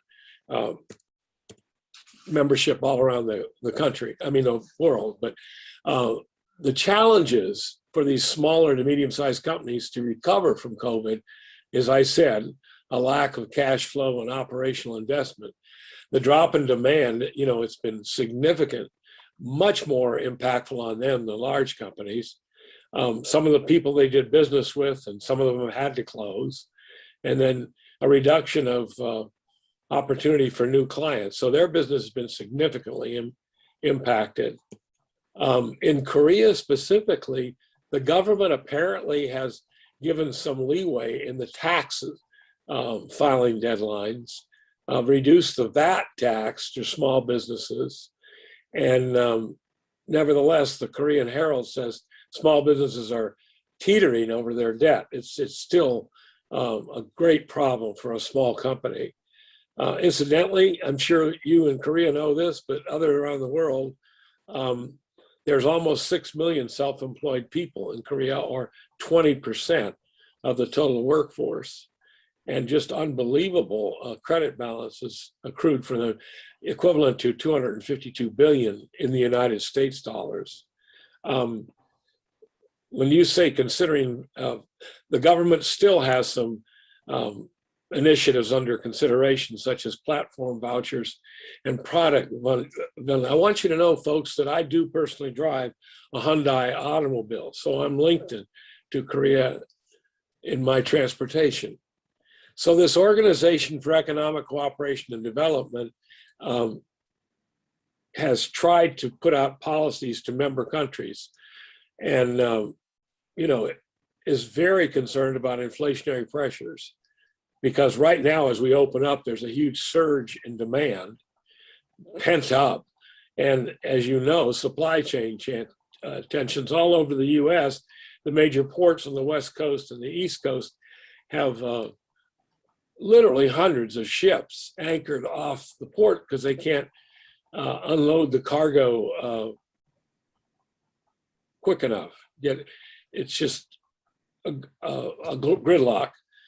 So over half of the world's population is deprived of the internet access. I mentioned this is a big problem, and it's much more severe in women than it is in men. They're 4 times less likely to be digitally literate. So we have a lot of work to do to bring fairness to the internet, which is now, the solution to a lot of the problems from COVID. You've got to have access. You've got to be digitally operated. Just small residences, for example, have to provide to-go takeaway food to exist. So that's a little of the background I did. But specifically, I'd like to ask Young In what kind of insurance she is providing to these gig workers. Yeah. So basically, the exact name of the insurance that we provide is on-demand hourly charge commercial bike insurance. It's for the gig workers for food delivery service. So it means that they are not full-time job, but they have their own bike, but they want to do the part-time job on the food delivery service. But in Korea, if you have auto bike, you have to have home bike insurance, is by the law. But if you do work for some commercial reasons, you have to join different commercial bike insurance. So all the bike insurance and car insurance are based full term, so full year term-based contract. So for example, for 30-age man, or for commercial bike insurance, he has to pay almost $300. But the gig workers, the core nature is that they want to work whenever they want, right? So they don't have to work full time, right? And they use their vehicle. So that's the conflict point, that they don't have any reason to buy 1 year based full term contract. So they wanted to give some reasonable and transparent usage-based insurance. So we developed the commercially hour charged one, but now we actually measure by second. So we sliced the whole year contract into minute, and we get a GPS data from our client platform, and then we measure, and then we give back to the underwriter. Can so you access it on an app? Do you have an app? We provide the corporate portal to our client.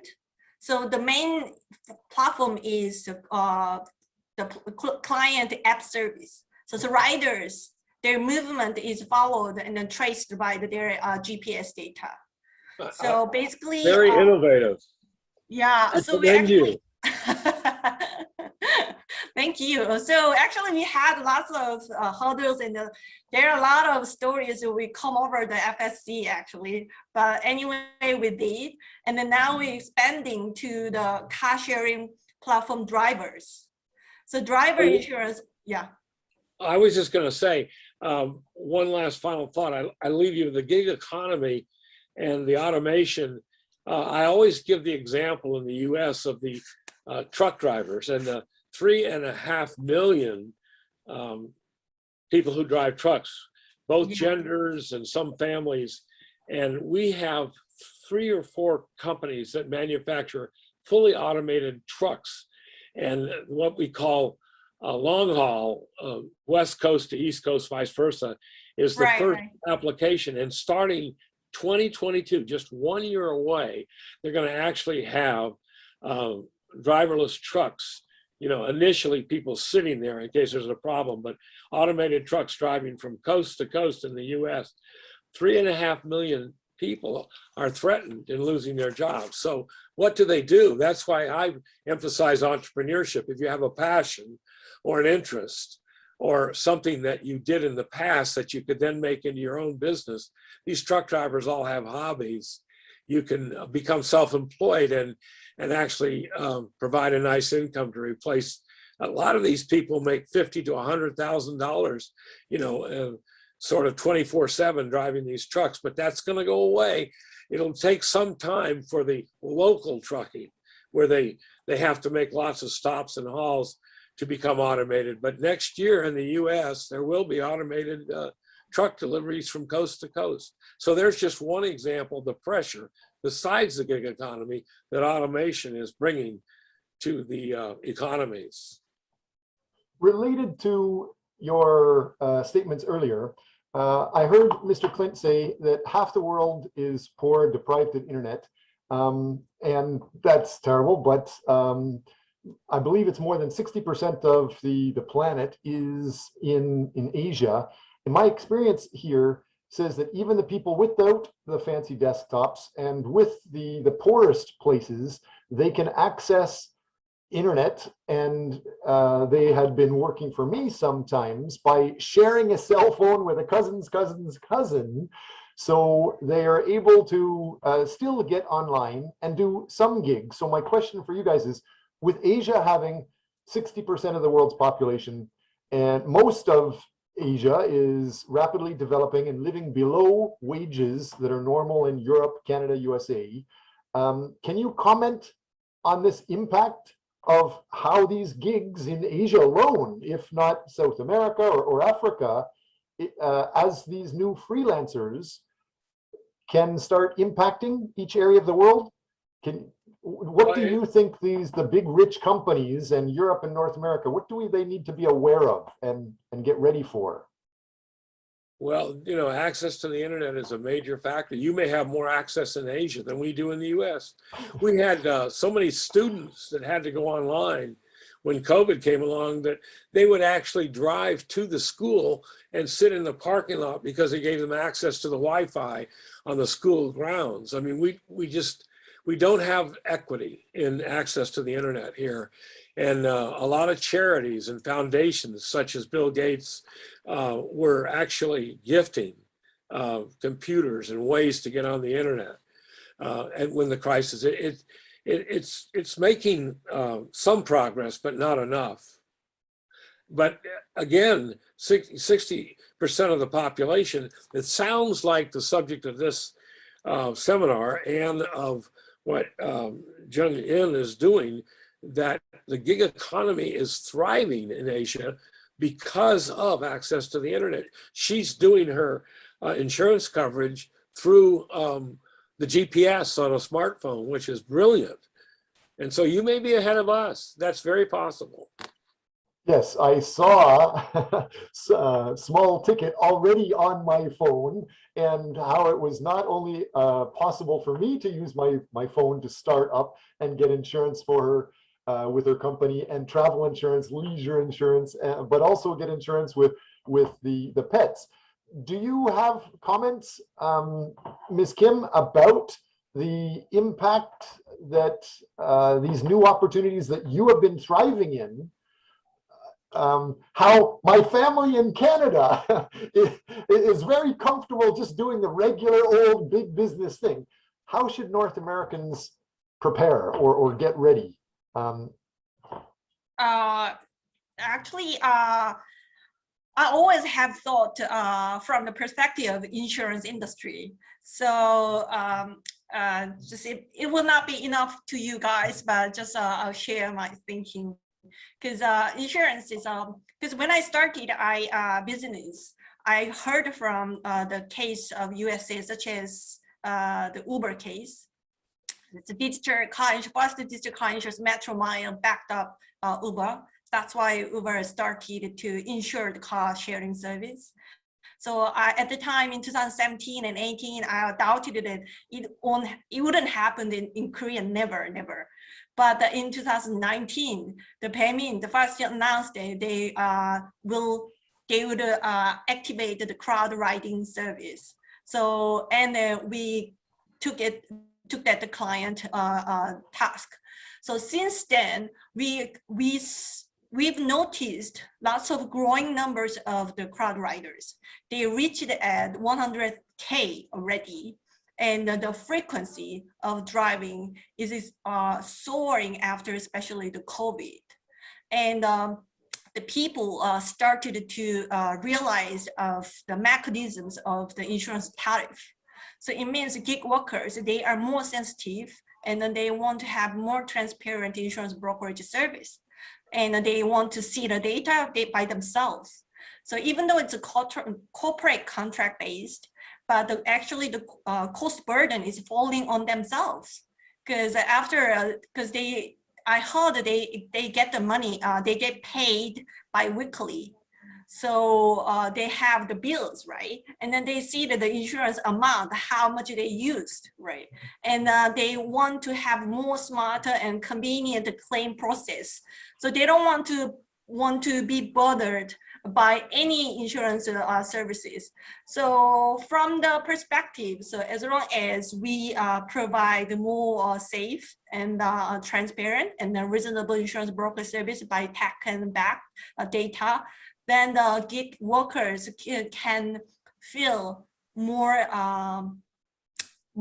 feasible to in this way, in making their lifestyle in this way.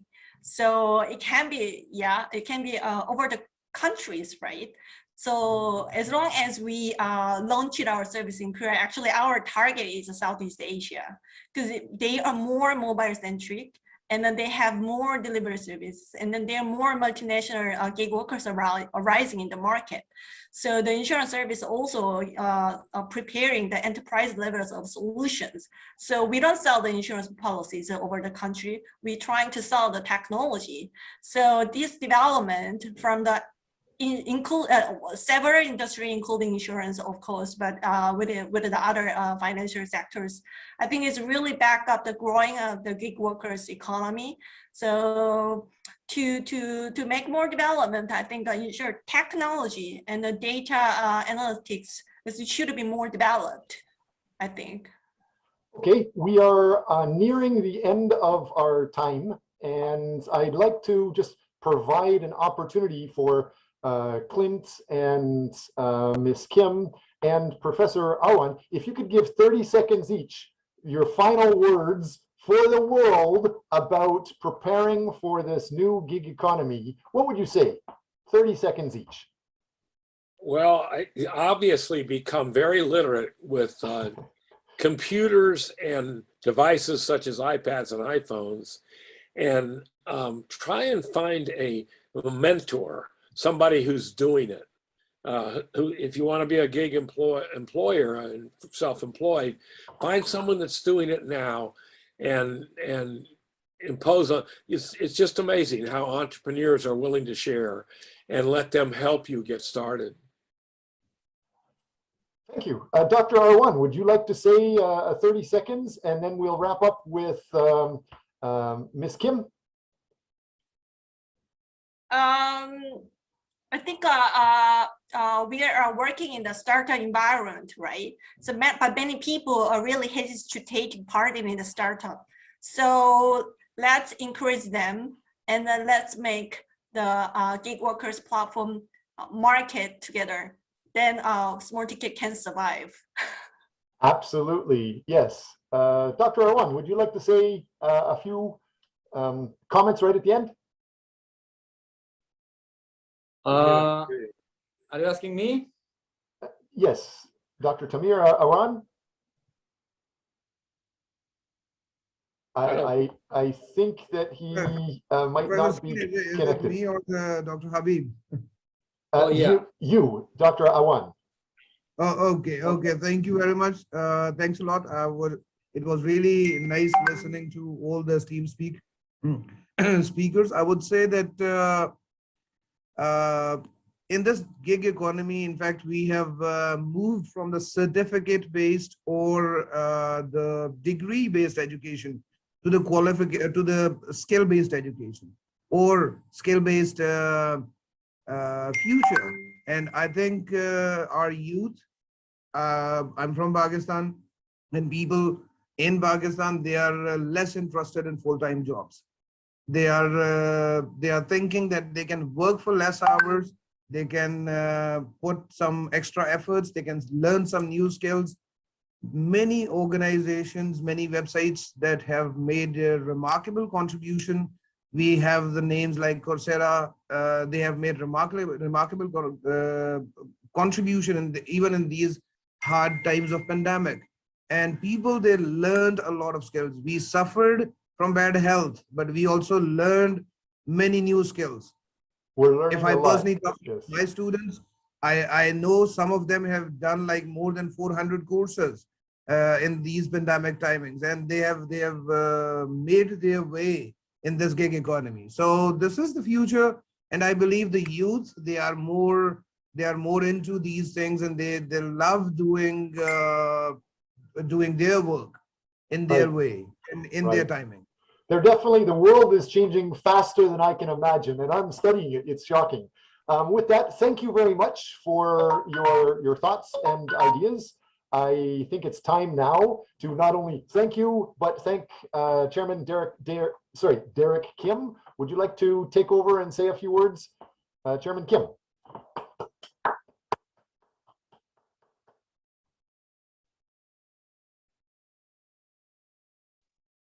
Thank you all. It's the excellent. It's a keynote speaker, and it's the very exciting the two moderators, and also it's a very live discussion by the all channels. So much impressed, and then we got many insights today.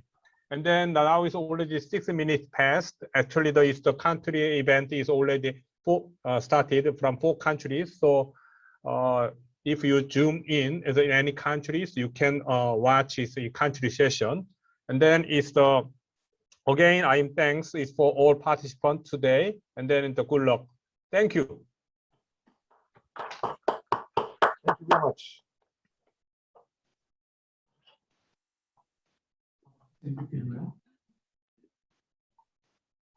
Thank you, everyone. Now, this would be the end of today's WBAW Asia Continental opening ceremony.